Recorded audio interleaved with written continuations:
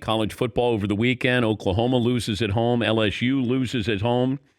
And imagine Mike Leach. I've always had a great fondness, curiosity about Mike Leach. He was at Texas Tech.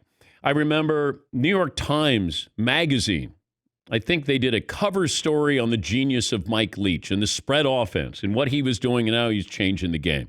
And he's bounced around to a couple of places. He was at Washington State, kind of harmless there. He'd put out, a decent quarterback or two occasionally, Gardner Minshew. And then, he'd pull off a couple of wins. But he didn't get a lot of coverage at Washington State. So then he goes to the SEC, and all of a sudden you're at Mississippi State.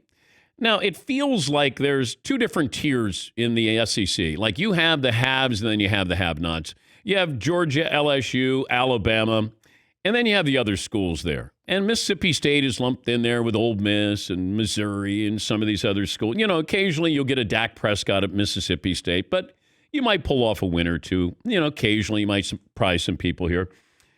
Well, you open up your SEC schedule. Your first game is at LSU.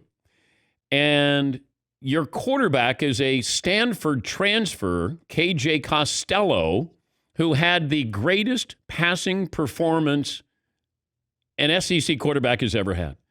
623 yards. You beat LSU in Leach's debut and your quarterback's debut. And you do that on the road in a place that is not easy to win. Degree of difficulty? That's up there. But he's such a character. I think he had a quote that was something like, they told us we could play one of the top 10 teams in the NFL, so we decided we would play LSU. And they got the win, and they were the better team. They looked very impressive there.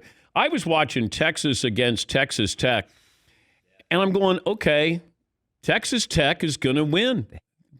I think they were up like 15, and I go, I tuned over to the LSU game. Like I was trying to find a game that was competitive, and I bounced back, and I go, wait a minute, what did Texas just do? They just won this game.